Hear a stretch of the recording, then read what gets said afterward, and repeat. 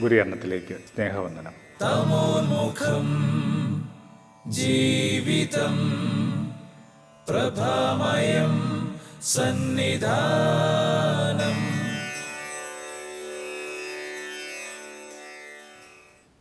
തീരെ പ്രതീക്ഷിക്കാത്തൊരു ചോദ്യമാണ്.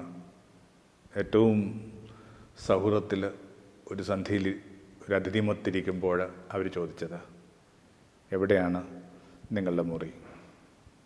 അതിനെക്കുറിച്ച് ധാരണയുള്ളൊരു വ്യക്തിയായതുകൊണ്ട് തന്നെ ലളിതമായൊരു ഉത്തരമല്ല, അവർ റെസ്പെക്റ്റ് ചെയ്യുന്ന മനസ്സിലാക്കാനുള്ള വിവേകം നമുക്കുണ്ട്. ഒന്നും മിണ്ടാതിരിക്കുമ്പോൾ അവർ പറഞ്ഞു തുടങ്ങി, ചിന്തിക്കുന്ന ലോകം, നിൻ്റെ ഭാവനയാണ് നിൻ്റെ മുറി. മുറി വെടിപ്പുള്ളതാക്കുക എന്ന് പറയുന്നതിൻ്റെ അർത്ഥം ഭാവനയെ വെടിപ്പുള്ളതാക്കുക എന്നുള്ള. അത് വാസ്തവത്തിൽ 100% ശരിയായൊരു കാര്യമാണ്. വലിയ പൊള്ളലിലൂടെ കടന്നു പോകുന്ന ചില മനുഷ്യർ അനുഭവിക്കുന്ന ശാന്തിയുടെയും സമാധാനത്തിൻ്റെയും തണുപ്പിൻ്റെയും ഒക്കെ പൊരുളെന്താ? സൂര്യനിങ്ങനെ മീനത്തല കണക്ക് പൊള്ളുമ്പോഴും ഇവർക്കെങ്ങനെ കാര്യങ്ങൾ മുമ്പോട്ട് കൊണ്ടുപോകാൻ പറ്റുന്നു? അത് അവർ സൃഷ്ടിച്ചെടുക്കുന്നൊരു ഭാവനാലോകമുണ്ട്. ഒരു സ്നേഹത്തിൻ്റെയോ ഒരു കടമയുടെയോ കടപ്പാടിൻ്റെയോ ഒക്കെ ഒരു ഇഗ്ലൂ വീട് അവരുണ്ടാക്കിയെടുക്കുന്നു. മഞ്ഞുകൊണ്ട് വെട്ടിയുണ്ടാക്കുന്ന ആ വീടുകളെക്കുറിച്ചൊക്കെ നമ്മൾ ചെറിയ പ്രായത്തിലൊക്കെ പഠിച്ചിട്ടുണ്ടാവും.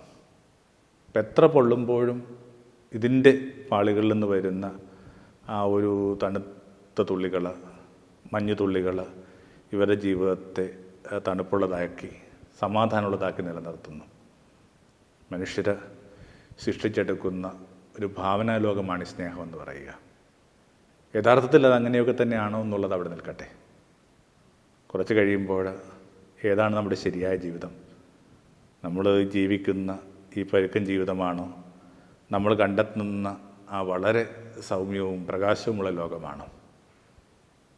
I exist because I think എന്നൊക്കെ പറയുന്ന ആ ഒരു കാര്യം ഫിലോസഫിയിലൊക്കെ ഏറ്റവും ബേസിക്കായിട്ട് കാർട്ടിയൻ എന്ന് വിശേഷിപ്പിക്കാവുന്ന ഒരു സ്റ്റേറ്റ്മെൻറ്റ്. നമ്മൾ ജീവിക്കുന്നത് തന്നെ നമ്മൾ ചിന്തിക്കുന്നുമുണ്ട്. നോമ്പുകാലം എന്നൊക്കെ പറയുന്നത് ചിന്തകളെ വിപുലീകരിക്കാൻ വേണ്ടിയാണ്. 19 ദിവസം എന്ന് പറയുന്നത് ഒരു ചെറിയ കാലമല്ല. അവനവൻ്റെ ചിന്തകളെ ഏറ്റവും നിർമ്മലമാക്കി രൂപപ്പെടുത്താനായിട്ട് നമുക്ക് നൽകപ്പെട്ടിരിക്കുന്നൊരു നേരമാണ്. ഭാവനകളെ ശുദ്ധീകരിച്ചെടുക്കുക എന്നുള്ള പ്രധാനം. പുതിയ മുമ്പോട്ട് വെക്കുന്ന പാപസങ്കല്പം പോലും എന്താ? പഴയ നിയമത്തിൽ പാപം എന്ന് പറയുന്നത് ഒരു ക്രിയയാണ്. കൊലപാതകം എന്ന് പറഞ്ഞെന്നാൽ ഒരൊറ്റർത്ഥമേ ഉള്ളൂ, ചോര വീഴ്ത്തുക. പരസംഗം എന്ന് പറയുമ്പോൾ ഒരൊറ്റർത്ഥമേ ഉള്ളൂ, കിടക്ക പങ്കിടുക. പുതിയ അതല്ല പറയുന്നത്. യേശു ഇങ്ങനെയാണ് നമുക്ക് പറഞ്ഞു തന്നിരിക്കുന്നത്, ഉള്ളിൻ്റെ ഉള്ളിൽ നീ നിൻ്റെ സഹോദരനെ ഭോഷണം എന്ന് കരുതുമ്പോൾ പോലും നീ കൊലപാതകം ചെയ്തിരിക്കുന്നു. മമതയോടുകൂടി ആസക്തിയോടുകൂടി ഒരാൾ ഉറ്റുനോക്കുമ്പോൾ നീ വ്യഭിചാരം ചെയ്തിരിക്കുന്നു. ചുരുക്കത്തിൽ കൊലപാതകത്തിന് കടാര ആവശ്യമില്ല, പരസംഗത്തിന് കിടക്കയും ആവശ്യമില്ല. അപ്പറേറ്റഡ് ആയിട്ടുള്ള, കുലീനമല്ലാത്ത, ഡീജനറേറ്റഡ് ആയിട്ടുള്ള ഈ ഭാവനയുടെ പേരാണ് പാപം. അതുകൊണ്ട് തന്നെ ശുദ്ധീകരണം ആവശ്യമുള്ളത് ഭാവനയ്ക്കാണ്. നമ്മുടെ ജീവിതത്തിൽ സംഭവിച്ച എല്ലാ കൈപ്പിഴകളുടെയും പ്രശ്നം ഈ ഭാവനകൾക്ക് സംഭവിച്ച പാളിച്ചകളാണ്. സ്നേഹം നിർമ്മലമാകാതെ പോയതും സ്നേഹത്തിൽ എന്ന് കരുതിയ പല കാര്യങ്ങൾക്ക് നമുക്ക് സംഭവിച്ച കൈപ്പിഴകളുമൊക്കെ ഈ ഭാവനകൾക്ക് സംഭവിച്ച പാളിച്ചകളാണ്. യേശു മടങ്ങിപ്പോകുന്നതിന് മുമ്പായിട്ട് ചെയ്തിട്ടുള്ളൊരു കാര്യം ലോകത്തിൻ്റെ ഭാവനയെ വല്ലാതെ പ്രകാശിപ്പിച്ചിട്ടുള്ള ഒന്നാണ്. എന്താണത്? പാദശാല കർമ്മം, കാൽകഴുകൽ ശുശ്രൂഷ. ഒരാഴ്ച കൂടി കഴിയുമ്പോൾ പെസഹയാവും. പെസഹ ദിനത്തിലെ അനുസ്മരണങ്ങളിൽ ആ ഒരു കർമ്മങ്ങളിലൊക്കെ ഏറ്റവും ഹൃദയസ്പർശിയായിട്ട് തോന്നുന്ന ഇപ്പോഴും ആ പാദശാല കർമ്മം തന്നെയാണ്. മേൽക്കറ്റയൊക്കെ മാറ്റിയിട്ട് അരക്കച്ചയൊക്കെ കെട്ടി കയ്യിൽ ഒരു പാത്രത്തിൽ വെള്ളവുമൊക്കെ ആയിട്ട് ഈ 12 പേരുടെ അരികിൽ വന്നിട്ട് ഇങ്ങനെ പുരോഹിതൻ കാൽ കഴുകി ചുംബിച്ച് പോകുന്നൊരു കാഴ്ച ഇപ്പോഴും വളരെ ഹൃദയസ്പർശിയാവുന്ന. അതിന് മീതെ ഒരു തിരുവത്താഴത്തിൻ്റെയും മടങ്ങിപ്പോയ ഒരു മനുഷ്യൻ്റെയും ഒക്കെ നിഴൽ, പ്രകാശമുള്ള നിഴൽ ഇപ്പോഴും വീണ് കിടപ്പുണ്ട്.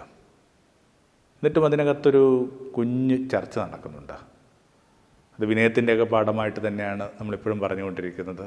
പക്ഷെ അതിനപ്പുറമായിട്ട് എന്തായിരിക്കും ഈ ഇതിനകത്തുള്ള ഒരു പ്രതീകാത്മക ഭംഗി? പാദം നമുക്കറിയാം അഴുക്ക് പെറലാവുന്നൊരിടമാണ്, വെണ്ടുകീറാവുന്നൊരിടമാണ്, വെന്തുപോകാവുന്ന, വിശേഷിച്ചും ചുട്ടുവെയിലൂടെ കടന്നു പോകുമ്പോഴൊക്കെ വെന്തു പോകുന്ന മനുഷ്യർ. അപ്പോൾ ഒത്തിരി അലയുന്ന മനുഷ്യർ, ശരീരം കൊണ്ടും മനസ്സുകൊണ്ടുമൊക്കെ അലയുന്ന മനുഷ്യരാണ് നമ്മൾ. സ്വാഭാവികമായിട്ട് പൊടി പുരണ്ടിട്ടുണ്ട്, ചേറ് പറ്റിയിട്ടുണ്ട്, ഓരോരോ കഠിനാനുഭവങ്ങളിൽ വെന്തു പോയിട്ടുണ്ട്. നമുക്കൊരു ഫ്രൈസ് പോലുമുണ്ട്, ഈ കാലുവെന്ത നായയെ കണക്ക് എങ്ങും നിൽക്കാതെ ഓടിക്കൊണ്ടിരിക്കുന്ന മനുഷ്യ. പിന്നെ ഒത്തിരി അലച്ചിലുകൾക്ക് ശേഷം ഇങ്ങനെ വെണ്ടുകീറിയ കാൽപാദങ്ങൾ. അപ്പോൾ ഓരോരുത്തരുടെയും സൈക്കിളുള്ള ഏതെങ്കിലുമൊക്കെ ഒരു പാളിച്ചയുമായി ബന്ധപ്പെട്ട ഒരു പ്രതീകമായിട്ട്, ആദ്യം അഴുക്ക് പുരളാവുന്നൊരിടമായിട്ടൊക്കെ പാദത്തെ വേണമെങ്കിൽ കുറച്ചുകൂടി റിഫ്ലക്റ്റീവായിട്ട് കാണാവുന്ന. അത് പിടുത്തം കിട്ടിയില്ല ആർക്ക്? പീറ്ററിന്. അയാൾ യേശുവിനെ തടഞ്ഞു. യേശുവിനെ തടഞ്ഞിട്ട് പറഞ്ഞു, നീ എൻ്റെ പാദം കഴുകാനായിട്ട് ഞാൻ നിന്നെ അനുവദിക്കില്ല. അതൊരു പൗരസ്ത്യ ബോധത്തിൻ്റെ കൂടി ഭാഗമാണ്. ഓർമ്മിക്കണം, ഈ മുഴുവൻ കാര്യങ്ങളൊക്കെ നടക്കുന്ന മിഡിൽ ഈസ്റ്റിലാണ്. അവിടെയൊക്കെ ഈ കാൽപാദം കഴുകുക എന്ന് പറയുന്നത്, കാൽപാദം തൊടുക എന്നൊക്കെ പറയുന്നത് ഒരു കൊച്ചു കാര്യമല്ല. വേദകാലത്തോളം പഴക്കമുള്ള ആ ചരണസ്പർശം തുടങ്ങിയ ചില നിരീക്ഷണങ്ങളും അല്ലെങ്കിൽ ചില സൂചനകളുമൊക്കെ ഒന്ന് എടുത്ത് വായിച്ചാൽ നല്ലത്. അവസ്ഥയിൽ ആരാരുടെ കാൽപാദങ്ങളെ തൊടണമെന്നുള്ള കാര്യം കൃത്യമായിട്ട് നിർവചിക്കപ്പെട്ടിട്ടുണ്ട്. അത് സ്വാഭാവികമായിട്ട് ഈ വിധേയരാകുന്ന മനുഷ്യർ തങ്ങളെക്കാൾ മീതെയുള്ള മനുഷ്യർക്ക് വേണ്ടി കൊടുത്തുകൊണ്ടിരുന്ന ഒരു ഏറ്റവും ഭംഗിയുള്ള ഒരു അനുഷ്ഠാനമോ ആദരവിൻ്റെ ഒരു ജസ്റ്ററൊക്കെ ആയിട്ട് തന്നെയാണ് അതെല്ലാ കാലവും നിലനിൽക്കുന്നത്. തിരിച്ചുള്ള എല്ലാ സംഭവങ്ങളും നമ്മൾ വല്ലാതെ നടക്കി കളയും. അതുകൊണ്ടാണ് ക്രിസ്റ്റഫർ കൊയിലോ തൻ്റെ ഒരു പുസ്തകത്തിൽ എഴുതുന്നുണ്ട്, ഒരു വൃദ്ധ വൈദികൻ്റെ കാൽപാദം ഇങ്ങനെ അദ്ദേഹത്തിൻ്റെ രോഗലേപനത്തിൻ്റെ ഭാഗമായിട്ട് ഇങ്ങനെ അനോയിൻറ്റ് ചെയ്യുമ്പോൾ മരണമയക്കത്തിലേക്ക് പോയിക്കൊണ്ടിരിക്കുന്ന ഈ മനുഷ്യൻ ഒന്ന് കൊതറിയിട്ട് ഈ പറഞ്ഞ ബിഷപ്പിനെ തടഞ്ഞു. മറ്റേ പറഞ്ഞു അത് പാടില്ല. അപ്പോൾ ഈ പ്രാണൻ്റെ അർത്ഥ മയക്കത്തിലായിരിക്കുമ്പോഴും ആ കാൽപാദം തൊടുക എന്ന് പറഞ്ഞ കാര്യം താങ്ങാൻ പറ്റുന്നില്ല. ഭാരതീയ പാരമ്പര്യത്തിലൊക്കെ രാധാമാധവ സങ്കല്പങ്ങളിലൊക്കെ ഇതിൻ്റെയൊക്കെ ചില സൂചനകൾ നമ്മൾ കാണുന്നുണ്ട്. അത്തരം ഒരു കാര്യം എഴുതാനായിട്ട് തുനിഞ്ഞ ജയദേവർ, മാധവ രാധയുടെ കാൽപാദങ്ങൾ ചുംബിച്ചൊന്ന് എഴുതാനായിട്ട് തുനിഞ്ഞ ജയദേവർ താൻ എഴുതാൻ പോകുന്ന കാര്യങ്ങളുടെയൊക്കെ ഒരു ഗുരുത്വം ഓർമ്മിച്ചിട്ട് ഇങ്ങനെ വല്ലാതെ ഭയന്ന് ആ വരി പൂർത്തിയാക്കാൻ തീർത്ഥയാത്രയ്ക്ക് പോയ കഥയൊക്കെ സാഹിത്യ വിദ്യാർത്ഥികളുടെ നിലയിൽ നമ്മൾ വായിച്ചിട്ടുണ്ട്. അപ്പോൾ ചുരുക്കത്തിൽ ഈ കാൽപാദങ്ങളെ തൊടുമ്പോൾ പീറ്റർ തടഞ്ഞതിനകത്ത് ഒരു കുഴപ്പമില്ല. കാരണം അതൊരു പൗരസ്ത്യ ബോധത്തിന് ഇൻക്ലൂഡിങ് ആ മിഡിൽ ഈസ്റ്റും ഒക്കെ ഇതിൻ്റെ തന്നെ ഭാഗമായി കിടക്കുമ്പോൾ നമ്മുടെ ഒരു ബോധത്തിന് നിരക്കുന്ന ഒന്നല്ല. നമ്മൾ പ്രിയപ്പെട്ടതെന്ന് കരുതുന്ന നമ്മളെക്കാൾ മേലെ നമ്മൾ പ്രതിഷ്ഠിച്ച മനുഷ്യർ നമ്മുടെ മുമ്പിൽ കുനിഞ്ഞ് പാദങ്ങൾ ചുടുക. അപ്പോൾ യേശു വളരെ വ്യക്തമായിട്ട് അതിനെ ഡിഫൈൻ ചെയ്യുന്നുണ്ട്. എന്തുകൊണ്ടാണ്? ഞാൻ നിന്നെ കഴുകിയില്ലെങ്കിൽ നിനക്ക് ഈ വിരുന്നിനകത്ത് പങ്കാളിത്തം ഉണ്ടാവില്ല. അപ്പം നമ്മുടെ പാദങ്ങൾ ശുദ്ധീകരിച്ചെടുക്കുക എന്ന് പറയുന്നത് അവൻ്റെ കൂടെ നിൽക്കാൻ വേണ്ടിയാണ്. അവൻ ചവിട്ടി നിൽക്കുന്ന അതേ ഇടത്തിൽ, അവൻ ചവിട്ടി നിൽക്കുന്ന അതേ മനോഭാവങ്ങളിൽ, അവൻ ചവിട്ടി നിൽക്കുന്ന അതേ സമീപനങ്ങളിൽ നിൽക്കണമെങ്കിൽ നമ്മുടെ പാദങ്ങളുടെ ഒരു ക്ലെൻസിങ് ആവശ്യമുണ്ട്. പെട്ടെന്ന് പീറ്ററിന് അതിനകത്ത് കൃത്യമായ പ്രകാശം കിട്ടി. അയാൾ പറഞ്ഞു, അങ്ങനെയെങ്കിൽ എന്നെ നീ കുളിപ്പിക്കുക. കാരണം പാദമിടറുന്നതിനേക്കാൾ മുമ്പ് എത്രയോ മുമ്പ് ഈ ഭാവന ഇടറിയിട്ടുണ്ട്. എത്ര പ്രാവശ്യം ഭാവന ഇടറിയിട്ടായിരിക്കും ഒരാളുടെ കാൽപാദങ്ങൾ ഇടറിയിട്ടുണ്ടാവുക. ആവശ്യം ഈ പറഞ്ഞ ബോധത്തിൻ്റെ ജ്ഞാനസ്നാനമാണ്. കുളി കഴിഞ്ഞവരുടെ പാദങ്ങൾ മാത്രം കഴുകിയാൽ മതി എന്നൊക്കെ പറഞ്ഞ് യേശു അവൻ്റെ ആത്മവിശ്വാസം നിലനിർത്താനായിട്ട് ശ്രമിക്കുന്നുണ്ട്. യേശു അങ്ങനെയാണ്. നമ്മളൊരു ലോ പ്രൊഫൈലിലേക്ക് വിട്ടുകൊടുക്കാനായിട്ട് സമ്മതിക്കത്തില്ല. അടിസ്ഥാന ശുദ്ധിയുള്ളവരാണ് നിങ്ങൾക്ക് ആ കാൽപാദങ്ങളുടെ ക്ഷാളനം മാത്രം മതിയാകുമെന്ന് പറഞ്ഞിട്ട് യേശു ആ ഒരു ഡിസ്കഷൻ അവിടെ വെച്ച് അവസാനിപ്പിക്കുക. തിരുവത്താഴ ശുശ്രൂഷ തുടരുകയും ചെയ്യുന്നു. എങ്കിലും ആ ഒരു പ്രാർത്ഥന ഒന്ന് ഉള്ളിൽ കിടന്നാൽ നല്ലതാണ്. അങ്ങ് ഞങ്ങളെ കുളിപ്പിക്കുക, ഞങ്ങളുടെ ഭാവനകളെ ശുദ്ധീകരിക്കുക, കുറേ കൂടി നിർമ്മലമായിട്ട് ഞങ്ങൾ ലോകത്തെ കാണട്ടെ. ജീവിതത്തിൽ സംഭവിച്ച എല്ലാ കൈപ്പിഴകൾക്കും കാരണം ഈ ഭാവനകളുടെ ശുദ്ധിയില്ലാതെ പോയതുകൊണ്ടാണ്. ഭാവനകളെ നിർമ്മലമാക്കണമെങ്കിൽ ഞങ്ങളുടെ മൂർധാവിലേക്ക് നിൻ്റെ ആ ഒരു ജ്ഞാനത്തിൻ്റെ സ്നാനജലം ഇറ്റിറ്റ് വീഴ്ത്തുക. അപ്പോൾ ആ ഭാവനകളുടെ ശുദ്ധീകരണവുമായി ബന്ധപ്പെട്ട ചില വിചാരങ്ങളിലാണ് നമ്മൾ 1 കൊറിന്ത്യർ 13 കാണുന്നത്. സ്നേഹഭാവനകൾ വിമലീകരിക്കാൻ വേണ്ടിയാണ്. കാരണം എല്ലാത്തരം കാര്യങ്ങളും നമ്മൾ ഡംപ് ചെയ്തിരിക്കുന്നത് ഈ സ്നേഹവുമായിട്ട് ബന്ധപ്പെടുത്തിയാണ്. അതിനകത്ത് സംഭവിച്ചിരിക്കുന്ന തെറ്റിദ്ധാരണകളിലാണ് നമ്മളൊക്കെ വല്ലാതെ കടന്നിങ്ങനെ നുറുങ്ങുകയും തകർന്നും വിഷമിച്ചുമൊക്കെ പോവുക. അതിനകത്ത് പൗലോസ് വെക്കുന്ന സൂചനകളിൽ ഒരു സൂചന ഒന്ന് വേഗത്തിൽ കണ്ട് നമുക്ക് ഒരു പ്രാർത്ഥന ചൊല്ലി ഈ ഒരു സത്സംഗം അവസാനിപ്പിക്കുക എന്ന് കരുതുക. Love keeps no record of evil. സ്നേഹം അനുചിതമായിട്ടുള്ളത് തെറ്റായ ഒന്നിൻ്റെയും ഓർമ്മ സൂക്ഷിക്കാറില്ല, അതിൻ്റെ ഒരു റെക്കോർഡ് സൂക്ഷിക്കാറില്ല. നമ്മൾ പൊതുവെ പറയുന്നൊരു വിചാരം ഇവിടെ ഒന്നുകൂടി ആവർത്തിക്കുകയാണ്, ഫിൽറ്റർ യുവർ മെമ്മറീസ്. ഓർമ്മകളുടെ ഒരു അരിപ്പ രൂപപ്പെടുത്തിയെടുക്കേണ്ടതുണ്ട്. ഓർമ്മകൾക്ക് ഒരു ഫിൽറ്ററിങ് ആവശ്യമുണ്ട്. എല്ലാ ഓർമ്മകളും ഒരാൾ കൊണ്ടു നടക്കേണ്ട ബാധ്യതയില്ല. വളരെ കഠിനമായ ഒന്നായിട്ടാണ് എല്ലാം ഓർമ്മിക്കുന്നൊരു മനുഷ്യൻ്റെ ഗതിയെക്കുറിച്ചൊക്കെ നമ്മൾ വൈദ്യശാസ്ത്രത്തിലൊക്കെ വായിച്ചെടുക്കുക, ലേഖന നിലയിൽ വായിച്ചെടുക്കുക. ചില മനുഷ്യർക്ക് ഒന്നും ഓർമ്മിക്കാൻ പറ്റത്തില്ല. അവരതിനകത്ത് സഫർ ചെയ്യുക എന്ന് പറയുന്നതിനകത്ത് നിങ്ങൾ ഏതെങ്കിലുമൊക്കെ ഒരു പുസ്തകം വായിച്ചാൽ നിങ്ങൾക്ക് പിടുത്തം. അത് വല്ലാത്തൊരു സഫറിങ്ങാണ്.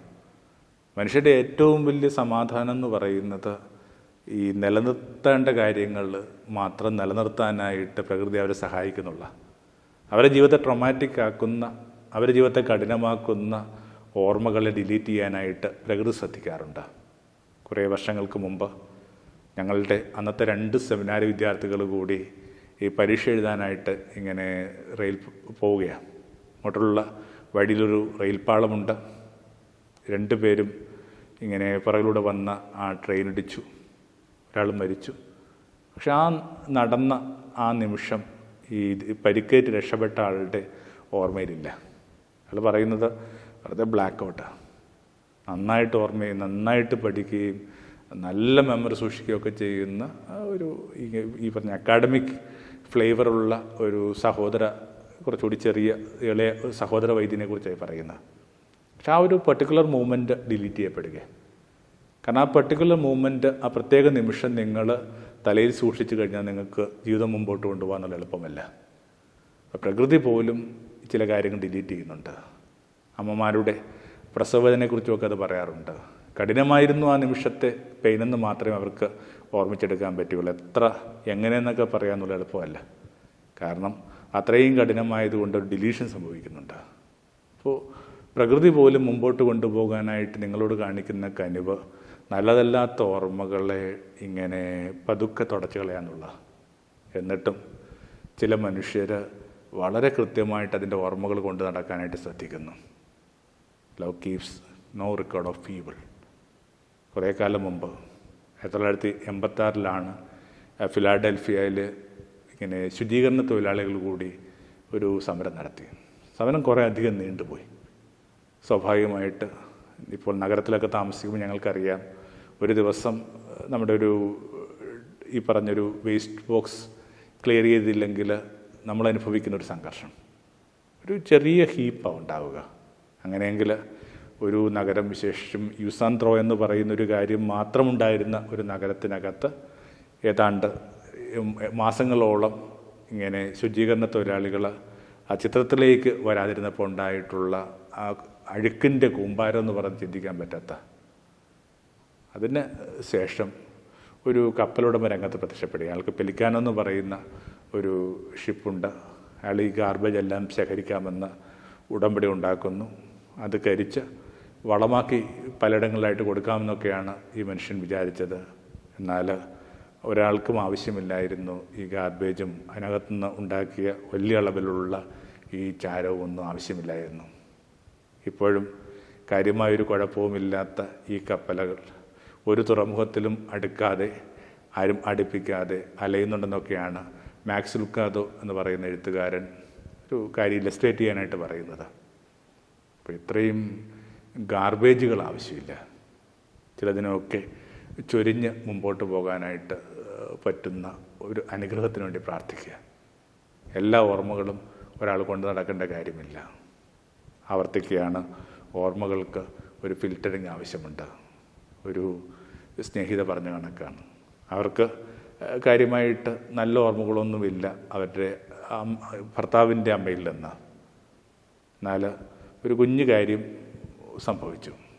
ഒരു കുറച്ച് വൈകിയാണ് ഇവരുടെ ഒരു കുട്ടി ഉണ്ടായത്. മധ്യവയസ്സിലാണ് ഈ കുട്ടി ഉണ്ടാവുന്നത്. കുട്ടിക്ക് ജന്മം കൊടുത്ത ആ ദിവസം കഠിന വേദനയിലായിരുന്നു അവർ. ഒന്ന് തളർന്ന് ഉറങ്ങുമ്പോൾ ഇവർ ശ്രദ്ധിച്ചു, ആരോ ഇവരുടെ അടിവയറ് പതുക്കെ ഇങ്ങനെ തടവി കൊടുക്കുക. ഒന്ന് കണ്ണു തുറന്ന് നോക്കുമ്പോൾ അത് ഈ പറഞ്ഞ അമ്മയാണ്. അവർ പെട്ടെന്ന് ഇങ്ങനെ കണ്ണ് മുറുക്കെ അടച്ചു. അവർ പറഞ്ഞു, അമ്മയെക്കുറിച്ചുള്ള ഈ ഒരൊറ്റ ഓർമ്മ മാത്രം മതി എനിക്ക് മുമ്പോട്ട് കൊണ്ടുപോകാനായിട്ട്. മറ്റുള്ള ഓർമ്മകളൊക്കെ ഗെറ്റ് ലോസ്റ്റ്. നല്ലതല്ലാത്ത ഓർമ്മകളൊക്കെ ഇങ്ങനെ വെറുതെ കളയുക. സുഹൃതങ്ങളെ മാത്രം ഓർമ്മിച്ച് വെക്കുക. ജോണിനെക്കുറിച്ചൊക്കെ നമ്മൾ പറയുന്ന ഒരു നിരീക്ഷണം അതാ. സെൻറ്റ് ജോൺ എന്നൊക്കെ പറയുന്നത് കഠിനമായ ക്ലേശങ്ങളിലൂടെ കടന്നുപോയ മനുഷ്യനാണ്. ഈ മനുഷ്യൻ്റെ വാർദ്ധക്യത്തിൽ ഒരു ദ്വീപിൽ കൊണ്ടുപോയി ഇടുന്നുണ്ട്, പാത്മസ് എന്ന് പറയുന്ന ദ്വീപ്. പാത്മസ് ദ്വീപിൽ ഈ മനുഷ്യനെ കൊണ്ടുപോയി ഇടുന്നത് ഈ പറഞ്ഞത് കണക്ക് കടൽക്കാറ്റ് കൊള്ളാനോ ചൂണ്ടയിടാനോ ഒന്നും ആയിരുന്നില്ല. അക്കാലത്ത് നിർമ്മാണ പ്രവർത്തനങ്ങൾക്ക് ആവശ്യമായിട്ടുള്ള മുഴുവൻ പാറയും പൊട്ടിച്ചിരുന്നത് ഈ പറഞ്ഞ ഇത്തരം ചെറിയ ചെറിയ ദ്വീപുകളിൽ നിന്നാണ്, വിശേഷം പാത്മസിൽ നിന്നാണ്. അങ്ങനെയെങ്കിൽ ഈ മനുഷ്യനെ വാർദ്ധക്യത്തിൽ അവിടെ കൊണ്ടുപോയി ഇടുന്നത് പാറ പൊട്ടിക്കാൻ വേണ്ടിയാണ്. എന്നിട്ടും താൻ കടന്നുപോയ ക്ലേശകരമായ ആ ഒരു സായന്തനങ്ങളെക്കുറിച്ച് ഈ മനുഷ്യൻ വെളിപാടിൻ്റെ പുസ്തകം എഴുതുമ്പോൾ അതിന് മുമ്പുള്ള കത്തുകളിലൊന്നും രേഖപ്പെടുത്തുന്നില്ല. നല്ലതല്ലാത്ത ഓർമ്മകൾ എന്തിനാണ് മനുഷ്യർ രേഖപ്പെടുത്തുക? പലപ്പോഴും നമ്മുടെ അമ്മമാരെക്കുറിച്ചൊക്കെയുള്ള എൻ്റെ സങ്കടം അതാണ്. കാര്യങ്ങളൊക്കെ ഭംഗിയായി, മക്കളൊക്കെ ഓരോ പ്രതീക്ഷിക്കുന്നതിനേക്കാൾ ഭംഗിയുള്ള ഇടങ്ങളിലെത്തിയിട്ടും തങ്ങളുടെയൊക്കെ ജീവിതത്തിൽ ആദ്യം കടന്നു പോയിട്ടുള്ള ചില വിഷമങ്ങൾ, തങ്ങൾ കടന്നു പോയിട്ടുള്ള ചില പരിക്കുകൾ അവരിപ്പോഴും പറഞ്ഞുകൊണ്ടിരിക്കുന്നു. അമ്മയും ഒരു എക്സെപ്ഷൻ ആയിരുന്നില്ല. വാസ്തവത്തിൽ എന്തുമാത്രം കാര്യങ്ങളെക്കുറിച്ച് ഇങ്ങനെ കണ്ണു നിറയാനും ഹർഷം അനുഭവിക്കാനുമൊക്കെ കാരണങ്ങളുണ്ടായിട്ടും ഈ പഴയ റെക്കോർഡ് പ്ലെയർ കണക്ക്, പഴയ ഗ്രാമഫോൺ, നമുക്കറിയാം പഴയ ഒരു സംഭവം ഉണ്ടല്ലോ, അതിനകത്ത് എവിടെയെങ്കിലും ചെറിയൊരു സ്ക്രാച്ച് ഉണ്ടെങ്കിൽ അവിടെ തട്ടി ഇതിങ്ങനെ ആവർത്തിച്ചുകൊണ്ടിരിക്കും. അങ്ങനെ തങ്ങളുടെ സ്ക്രാച്ചുകളിൽ തട്ടി ജീവിതത്തിൻ്റെ രാഗം നിലച്ചു പോയ മനുഷ്യരുണ്ട്. പറഞ്ഞ കഥയൊക്കെ തന്നെയാണ്. എന്നിട്ടും ഈ രാത്രിയിൽ ഈ കാര്യങ്ങൾ വ്യക്തമാക്കാൻ ഈ കഥകളെന്നല്ല മറ്റൊന്നില്ലെന്ന് ഞാൻ കരുതുന്നു. 2 ചങ്ങാതിമാർ കൂടി നടന്നു പോവുകയാണ്. അവരിങ്ങനെ ആദ്യം പോകുന്നത് ഒരു മരുഭൂമിയിലൂടെയാണ്. അവിടെ ചെന്തോ ചില ബുദ്ധിമുട്ട് ഒരാൾ മറ്റൊരാൾക്കുണ്ടാക്കി. അപ്പോൾ തോന്നിയ ക്ഷോഭത്തിന് ഇയാൾ ഈ ചങ്ങാതി അടിച്ചു. അതുകൊണ്ട് ഈ മനുഷ്യൻ മണലിൽ ഇങ്ങനെ കുനിഞ്ഞിട്ടെഴുതി, ഇവിടെ വെച്ചെൻ്റെ ചങ്ങാതി എന്നെ അടിച്ചു, here my front slap me. യാത്ര മുമ്പോട്ട് പോകുന്ന ഒരു ഒരു ഒഴുക്കുള്ള ഒരിടമുണ്ട് മരുഭൂമി തന്നെ. അതിൽ ചവിട്ടി ഇങ്ങനെ പെട്ടുപോയി, കയത്തി പെട്ടുപോയി. അപ്പോൾ ഇതേ ചങ്ങാതി തന്നെ, നേരത്തെ അടിച്ച അതേ ചങ്ങാതി തന്നെ വെള്ളത്തിൽ പതച്ച് എന്നിട്ട് ഇയാളെ രക്ഷിക്കുന്നു. അപ്പോൾ അയാളുടെ ഭാണ്ഡത്തിൽ നിന്ന് ഒരു ഉളിയെടുത്ത് അടുത്തുള്ള പാറയിൽ കൊത്തിവെച്ചു. Here my friend saved me, ഇവിടെ വെച്ച് എൻ്റെ ചങ്ങാതി എന്നെ രക്ഷിച്ചു. അപ്പം അയാളുടെ കൂട്ടുകാരൻ പറഞ്ഞുവിടാ, ഞാൻ നിന്നെ അടിച്ചപ്പോൾ നീ മണലിലെഴുതി, രക്ഷിച്ചപ്പോൾ നീ പാറയിലെഴുതി, എന്താ എൻ്റെ പൊരുൾ? അപ്പോൾ അയാൾ പറഞ്ഞു, ചങ്ങാതി, കിട്ടിയ അടിയുടെ ഓർമ്മകളൊക്കെ മണലെഴുതിയാൽ മതി, കിട്ടിയ അനുഗ്രഹങ്ങളുടെ ഓർമ്മ പാറയിൽ കൊത്തിവെക്കണം. ഒരു കാറ്റിനും ഒരു തിരക്കും കാലത്തിനുമൊക്കെ മായ്ക്കാനാവാത്ത വിധത്തിൽ നല്ല ഓർമ്മകളെ മാത്രം സൂക്ഷിക്കുക. ബാക്കിയുള്ളതൊക്കെ കാറ്റ് കൊണ്ടുപോകട്ടെ, ബാക്കിയുള്ളതൊക്കെ തിര കൊണ്ടുപോകട്ടെ. പഴയ നിയമത്തിലെ ഒരാളെ ഓർമ്മിച്ചിട്ട് ഈ ഒരു വിചാരം അവസാനിപ്പിക്കാം. ജോസഫാണത്. ഇത്രയും ക്ലേശങ്ങളിൽ കടന്നുപോയൊരു മനുഷ്യൻ വേറെയില്ല. സ്വന്തം സഹോദരന്മാർ ഇയാളെ ആദ്യം പൊട്ടക്കിണറ്റിലെറിയുന്നു, പിന്നെ വിറ്റ് കളയുന്നു, പിന്നെ സുഹൃത്തുക്കൾക്ക് വേണ്ടി നിലകൊണ്ടതിൻ്റെ പേരിൽ ഇയാളിങ്ങനെ തടവുകാരനാവുന്നു.